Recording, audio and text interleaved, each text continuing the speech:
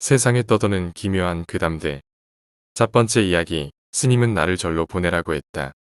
유년기에 저는 헛것을 자주 보곤 했습니다. 몸이 약해 잔병에 자주 걸리기도 했고 꽃피도 자주 흘리곤 했습니다.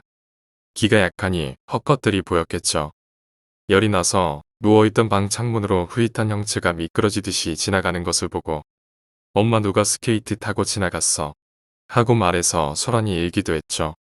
그 창밖은 사람이 지나갈 수 없는 곳이었습니다.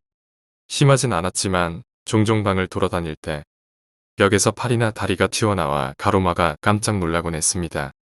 다시 보면 아무것도 없었고 또 그 당시엔 너무 어려서 대수롭지 않게 생각했던 것 같습니다. 무섭다고 생각해 본 적이 없거든요. 그냥 뭐였지? 하고 금세 잊고 놀고는 했습니다. 그래서 어른들께 말씀드려 본 적이 없었습니다. 이 사건이 있기 전까지는요. 그 당시에는 집에 증조할머니, 조부모님, 부모님, 누나와 나까지 이렇게 7가족이 살고 있었는데 저와 누나는 A방을 사용했고 부모님은 B방을 사용했습니다. 방 구조가 조금 특이한데 거실과 B방, A방과 부엌이 연결되어 있는 구조였죠. 부엌과 A방을 통하는 문은 사용하지 않아서 방 쪽에서 걸쇠로 걸어 놓았습니다. 부엌 밑에는 들어 올리는 문이 있는데 장판으로 가려 있었는데 지하실로 통하는 입구였습니다. B방 증조할머니 방에는 다락방이 있었습니다. 초등학교 2학년 때 일이었습니다. 이 즈음에서는 벽에서 나오는 게 팔을 넘어서 반신이 거의 나오곤 했습니다.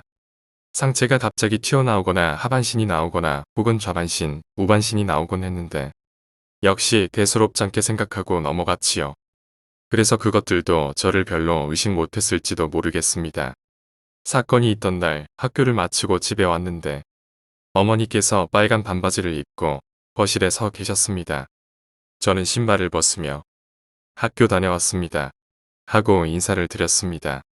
그러자 어머니께서 저를 한번 쳐다보시고는 방으로 들어가셨습니다.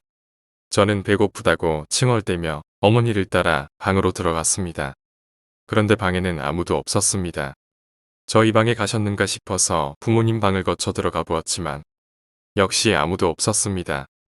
부엌으로 통하는 문은 역시 안쪽에서 잠겨 있고요. 방으로 들어간 어머니께서 감쪽같이 사라지신 거죠. 어린 마음에 어머니가 장난치시나 싶어서 장롱을 열어 안을 옷을 뒤적여 보기도 하고 여기저기 찾아보다가 침대 밑을 막 살펴려 할 때였습니다. 너 지금 뭐하니? 뒤에서 어머니께서 말씀하시는 겁니다. 머리를 수건으로 말리면서 말씀하셨는데 검은 반바지를 입고 계시더군요. 엄마 어디 있었어? 엄마 방으로 들어가는 거 봤는데 어떻게 화장실로 갔어? 그랬더니 어머니께선 놀라시며 방을 여기저기 살펴보셨습니다. 아마 도둑이나 이상한 사람이 들어왔다고 생각하신 거죠. 아무도 없자 어머니께서 물어보셨습니다. 그래서 전 답했죠. 아까 엄마 거실에 서 있다가 방으로 들어갔잖아. 그러자 어머니께서 말씀하셨습니다. 얘가 무슨 소리를 하는 거야? 엄마는 아까부터 화장실에서 씻고 있었어. 어머니께서 하얗게 질려서 말씀하셨습니다. 그렇지만 저는 정작 아무런 생각이 없었죠. 일단 귀신이라는 것에 대한 인식 자체를 못하는 나이였기 때문이고 원래부터 헛것을 봐왔기 때문에 대수롭지 않게 생각을 한 것 같습니다. 어머니께서 제 차 누구를 본 거냐고 여쭈셔서 그간의 일을 말씀드렸습니다. 그날 저녁에 가족회의가 열렸죠. 그리고는 저는 부적태운 물과 한동안 보약을 먹어야 되었습니다. 기가 허하고 해서 그랬겠죠. 그 뒤론 유년기에는 헛것을 보지 않았답니다. 그리고 이건 나중에 성인이 돼서 들은 얘기인데 가족회의를 하게 된 게 제가 헛것을 본 것 때문이기도 한데 그 일이 있기 얼마 전 일도 있어서였다고 합니다. 어머니가 마당에 빨래를 널고 계시고 저는 옆에서 놀고 있을 때였는데 탁발스님께서 시주를 받으러 오셨습니다. 그래서 어머니가 쌀을 가지러 간 사이 스님이 저를 유심히 보셨는데 어머니가 돌아오시자 스님이 쌀은 됐고 드릴 말씀이 있는데 저 아이를 절로 보내시는 게 어떠시겠습니다. 이렇게 말씀하셨답니다. 어머니가 황당해서 펄쩍 뛰며 그럴 생각 없다고 노발대발하시자 스님이 문을 나서시면서 그럼 교회라도 보내시는 게 좋을 겁니다. 라고 하셨다고 합니다. 그리고는 얼마 있다 어머니를 닮은 헛것을 보았고요. 그날 제가 본 사람은 누구였을까요? 왜 스님은 저를 절로 보내라고 하셨을까요? 두 번째 이야기, 증조할머니. 제가 어렸을 적 살던 집은 마당에 할아버지와 아버지가 만드신 조그마한 연못이 있고 나무도 여러 그루 심겨져 있어서 여름에도 시원하고 좋았습니다. 집 구조에 독특한 부분이 있었는데 부엌 식탁 옆에 장판으로 가려놓은 지하실로 내려가는 문이 그것이었습니다. 제 고모님이 그 당시 미대를 다니고 있어서 소묘 연습용 석고상들을 가지고 계셨는데 그걸 전부 지하실에 보관해 놓으셨습니다. 집의 시원한 기운과 지하의 습기, 곰팡내와 어둑어둑한 조명을 합쳐 지하실에 있던 석고상들은 얼핏 섬뜩하기도 했습니다. 하얀 석고상에 먼지가 내려앉아 누렇게 뜬 것이 사람 피부색과 비슷해서 더 으스스했는지도 모릅니다. 마당서 놀다가 베란다 밑으로 나 있는 조그만 창문으로 지하를 볼 때면 더욱 오싹했습니다. 그런데 그것보다 더 오싹한 것은 증조할머니 방에 걸려있던 고모님께서 그린 커다란 무당도였습니다. 칼과 방울을 들고 구슬하는 무당의 그림을 보라색의 귀기 넘치는 배경으로 전신 사이즈로 그려놨었는데 마땅히 걸 곳이 없어서 증조할머니 방에 걸어 놓았었습니다. 증조할머니 방에는 다락방이 있었는데 어린 누나와 저는 거기서 노는 게 뭐가 재밌다고 종종 들어가서 전구 하나를 켜놓고 종일 놀고는 했습니다. 나중엔 어른들이 못 올라가게 했지만요. 증조할머니께서는 치매를 앓고 계셨습니다. 치매 환자들이 그렇듯 했던 말을 또 하고 하신 말 또 하시곤 했죠. 가족들 얼굴도 거의 기억 못 하셨고요. 특히 이상한 행동을 자주 하셨는데 저희가 다락에서 놀다가 나와서 문이 열려 있을 때면 다락방 쪽을 보며 저리가 이러시곤 했습니다. 전 저희 보고 하는 말인지 알고 할머니 저희 나왔어요 라고 해도 할머니는 그쪽만 쳐다보고 같은 행동을 계속하셨습니다. 그래서 다락방 문을 닫아드리면 그제서야 그만하시곤 했죠. 어른들께 그 얘기를 해드렸더니 그때부터 다락에 못 올라가게 하셨습니다. 증조할머니 이야기는 제가 고등학교 때 어머니께 듣게 되었습니다.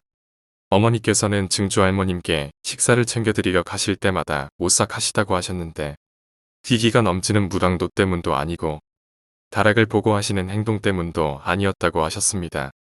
여보시오. 누구시오? 여기는 어쩐 일로 찾아왔소? 라고 엄마한테 말했고 어머니는 저 이 집 며느리예요. 라고 말해도 아니 너 말고 내 뒤에 검은 옷 입고 서 있는 사람 말이다. 한 번씩 이러셨다고 하셨습니다.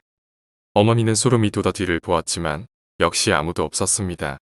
하지만 증조할머니의 시선은 어머니를 넘어서 어머니 뒤쪽에 고정되어 있었다고 합니다. 그리고 밤중에 증조할머니 방에서 이건 놓으시오. 난 가지 않겠소. 저리 가시오. 하는 증조할머니 목소리도 자주 들렸다고 합니다. 기가 차는 것은 이게 전부가 아닌데 증조할머니께서 치매를 앓고 계시긴 했지만 꽤 정정하셨습니다. 꽤 장수하신 편인데 어머님이 식사를 챙겨드리려 갈 때 할머니께서 말하는 사람 수가 점점 늘어났었다는 것입니다. 오늘은 2명이 왔구나. 네 뒤에 사람들 어서 가라고 해라. 그때의 오싹한 기억을 떠올리시며 어머니는 몸서리를 치셨습니다. 과연 증조할머님이 보신 것은 무엇이었을까요? 세 번째 이야기, 이상한 자국. 중학교 때의 일이었습니다. 저는 중학교에 들어가면서 경상북도 영주시로 이사를 가게 되었습니다.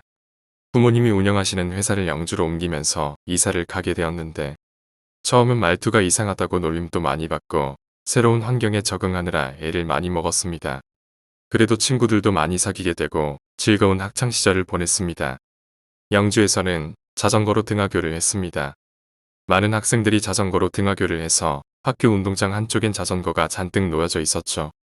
해가 쨍쨍 내려주거나 눈이 오나 자전거를 타고 등교한 것이 병약한 제가 중학교와 고등학교를 거치며 튼튼해지는 계기가 되었다고 생각합니다. 저는 당시 강가에 있는 아파트에 살았는데 자전거 거치대가 아파트 뒤편 주차장에 같이 있었습니다. 그래서 등교를 할 때는 아파트를 빙 돌아 나와서 가고는 했죠. 하루는 등교를 하러 나와 자전거 타고 아파트를 빙 돌고 있었습니다. 저희 집은 8층급 비상계단 옆이었는데 복도와 비상계단은 창이 없이 트여 있는 구조였습니다. 어머니께서는 항상 비상계단 쪽까지 오셔서 배웅을 하시고 저는 어머님께 손을 흔들고 페달을 밟았습니다. 당시에 친구와 같이 등교를 하고 있었는데 친구가 나오지 않아 어머님이 집으로 들어가실 수 있도록 어머님이 안 보이시는 곳까지 갔다 다시 돌아와서 기다리고 있었습니다. 자전거를 탈 때 누구나 그런 경험이 있으실 겁니다. 잔도를 일부러 밟고 간다던. 흰 선을 밟고 일직선으로 선을 벗어나지 않게 운전한다던가. 저도 자전거를 타고 나오는데 비상계단 옆에 작은 동그란 쟁반만한 갈색 얼룩이 있길래 친구가 나올 때까지 몇 번이고 밟으며 친구를 기다렸습니다. 누가 이렇게 동그랗게 그렸을까 하면서 말이죠. 이윽고 친구가 부르는 소리에 둘이 신나게 페달을 밟고 학교로 갔죠. 근데 그 다음 날부터 이상하게 자전거가 잔고장이 많이 났습니다. 걸핏하면 체인이 빠지고 바퀴에 구멍이 나고 바람이 이유 없이 빠지고요. 그러다 하루는 등교를 하는데 아파트 입구에 초등학생 5명 정도가 가로로 쭉 서서 나가고 있길래 속도를 줄이려 브레이크를 잡았는데 브레이크가 양쪽이 다 안 되어서 순간적으로 애들을 피해 아파트 담벼락에 박아버렸습니다. 그때 지각을 할 수도 있어서 속력도 꽤 내고 있어서 그대로 자전거에서 튕겨나와 벽에 부딪혔고 바닥에 쓰러졌습니다. 초딩들은 놀래서 와서 저를 쿡쿡 찔러보았습니다.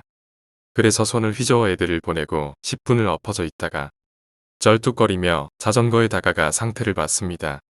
앞바퀴가 꽤 세게 부딪혔는지 휘어 있었고 브레이크는 끊어져 있었습니다. 누가 일부러 끄는 것 같지는 않고 오래돼서 끊어진 것 같아 보였습니다. 그도 그렇게 2년가량을 비가 오나 눈이 오나 주구장창 타고 다녔으니 그럴 법하구나 하고 결국 집에 올라가 자초지종을 말씀드리고 택시비를 받아 등교를 했습니다. 나중에 자전거를 고치러 가니 손볼 곳이 많아 차라리 새로 사는 것이 낫다고 하시더라고요. 그래서 결국 부모님께선 자전거를 새로 사주셨죠. 일주일이나 시달리다 새 자전거를 얻으니 기뻤습니다.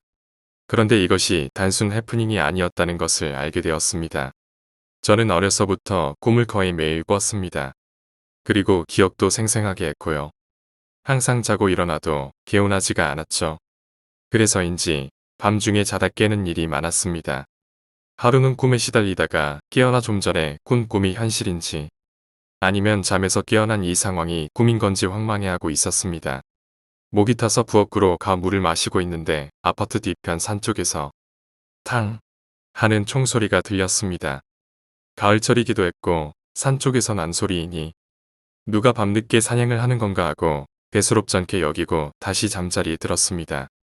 그날로부터 보름 정도 후쯤 가족들이 함께 식사를 하는데 누나가 얘기를 꺼냈습니다.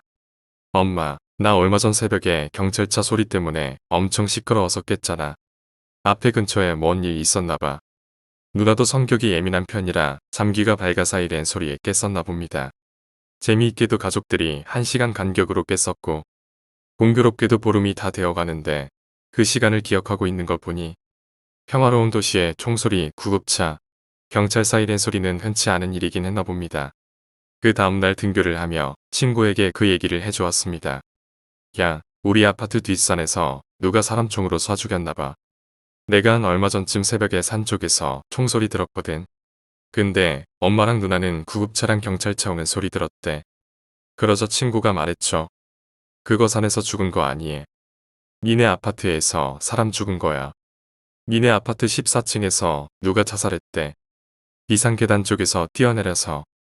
그러니까 그날 새벽 제가 물 마시면서 들었던 탕 하는 소리는 총소리가 아니고 사람이 떨어진 소리였고 제가 자전거로 몇 번이고 밟았던 갈색 얼룩은 핏자국이었던 것이었습니다. 과연 자전거는 원한이 있는 영 때문에 고장이 났던 걸까요? 만약 아파트 입구에 초등학생들이 길을 막고 있지 않아서 차도까지 갔었다면 어떻게 됐을까 생각하니 지금도 아찔합니다. 오늘 이야기는 여기까지입니다. 오늘 이야기가 재미있으셨다면 구독과 좋아요, 댓글 부탁드립니다. 댓글은 저에게 큰 힘이 됩니다. 감사합니다.